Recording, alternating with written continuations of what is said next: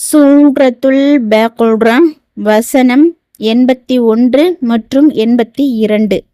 அவ்வாறன்று யார் தீமை செய்து அவர்களின் குற்றம் அவர்களை சுற்றி வளைத்து கொண்டதோ அவர்கள்தான் நரகவாசிகள். அவர்கள் அதில் நிரந்தரமாக இருப்பார்கள். எவர் இறை நம்பிக்கை கொண்டு நல்லறங்கள் புரிந்தனரோ அவர்கள் சொர்க்கவாசிகள் ஆவர். அவர் அதில் நிரந்தரமாக இருப்பார்கள். வேதக்காரர்களான யூதர்கள் குறிப்பிட்ட சில நாட்கள் மட்டுமே நாங்கள் நரகத்தில் இருப்போம் என்று கூறியதற்கு இறைவன் இங்கு பதிலளிக்கின்றான். யூதர்களே, நீங்கள் ஆசைப்பட்டதை போன்றும் நீங்கள் விரும்பியதை போன்றும் எதுவும் நடந்துவிடாது. உண்மை என்னவெனில், யார் தீமை புரிந்து அவர்களின் தவறு அவர்களை சூழ்ந்து கொண்டதோ அவர்கள்தான் நரகத்திற்கு உரியோர் ஆவர். அதாவது எந்த நன்மையுமின்றி செய்ததெல்லாம் தீமையாக உள்ள நிலையில் மறுமை நாளை எவர் சந்திக்கிறாரோ அவர்தான் நரகவாசி ஆவார். சொர்க்கவாசிகள் யார்? எவர் இறை நம்பிக்கை கொண்டு நற்செயல்கள் புரிந்தார்களோ அவர்களே சொர்க்கவாசிகள் ஆவர். அதாவது அல்லாஹ்வையும் அவனுடைய தூதரையும் நம்பிக்கை கொண்டு மார்க்கத்திற்கு இசைவான வகையில் யார் நற்செயல்கள் புரிந்தார்களோ அவர்கள்தான் சொர்க்கவாசிகள் ஆவர். மற்றொரு இடத்தில் அல்லாஹ் கூறுகின்றான், இறை நம்பிக்கையாளர்களே, மறுமை நாளில் உங்களின் விருப்பப்படியோ வேதக்காரர்களின் விருப்பப்படியோ எதுவும் நடக்கப் போவது இல்லை. மாறாக தீமையை செய்பவர் அதற்குரிய கூலி வழங்கப் பெறுவார். அல்லாஹ்வை தவிர வேறு எவரையும் தமக்கு நேசனாகவும் உதவியாளனாகவும் அவர் அடைய மாட்டார். மேலும் யார் இறை நம்பிக்கையாளராக இருந்து நல்லறங்கள் புரிகிறார்களோ அவர்கள் ஆணாயினும் பெண்ணாயினும் சொர்க்கம் செல்வார்கள். அவர்கள் சிறிதளவும் அநீதி இழைக்கப்பட மாட்டார்கள்.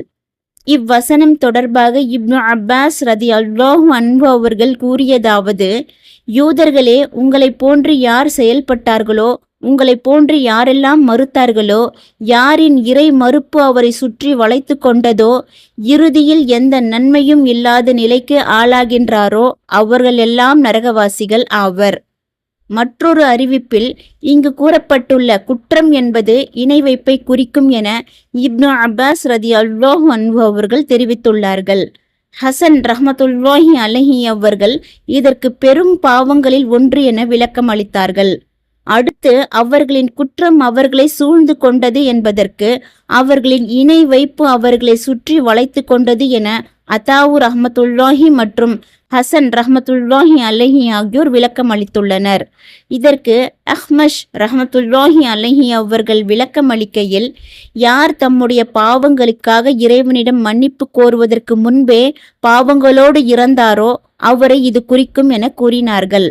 அல்லாஹ்வின் தூதர் ஸல்லல்லாஹு அலைஹி வஸல்லம் அவர்கள் கூறினார்கள், சிறு பாவங்களை செய்வதிலிருந்து உங்களை நான் எச்சரிக்கின்றேன். ஏனெனில் அவை ஒரு மனிதனிடம் ஒன்று சேர்ந்தால் அவரை அவை அழைத்துவிடும். மேலும் சிறு பாவங்களுக்கு அல்லாஹ்வின் தூதர் ஸல்லல்லாஹு அலைஹி வஸல்லம் அவர்கள் ஓர் உவமை கூறினார்கள். ஒரு கூட்டத்தார் திறந்த வெளி ஒன்றில் தங்கியிருந்தனர். அப்பொழுது அவர்களின் உணவு வேலை வந்தது. அவர்களில் ஒருவர் வெளியே சென்று ஒரு சுள்ளியை கொண்டு வந்தார். மற்றொருவர் இன்னொரு சுள்ளியை கொண்டு வந்தார். இறுதியில் ஒரு விறகு கட்டே சேர்ந்து விட்டது. அதில் நெருப்பை மூட்டி தங்களின் உணவை அதிலிட்டு சமைத்தனர். எவர் இறை நம்பிக்கை கொண்டு நல்லறங்கள் புரிந்தனரோ அவர்கள்தான் சொர்க்கவாசிகள் ஆவர். அவர்கள் அதில் நிரந்தரமாக இருப்பார்கள் என்று அடுத்த வசனத்தில் அல்லாஹ் கூறியுள்ளான். அதாவது, யூதர்களே, யார் நீங்கள் மறுத்ததை நம்பி நீங்கள் கைவிட்ட மார்க்க கடமைகளை நிறைவேற்றுகிறார்களோ அவர்களுக்கே சொர்க்கம் உரியது. அவர்கள் அதில் என்றென்றும் நிரந்தரமாக இருப்பார்கள். நன்மை தீமை ஆகியவற்றுக்கான பிரதிபலன் அவரவருக்கு எப்பொழுதும் நிரந்தரமாக இடைவிடாமல் கிடைத்து கொண்டே இருக்கும் என்பதை இதன் மூலம் அல்லாஹ் யூதர்களுக்கு தெரிவிக்கின்றான்.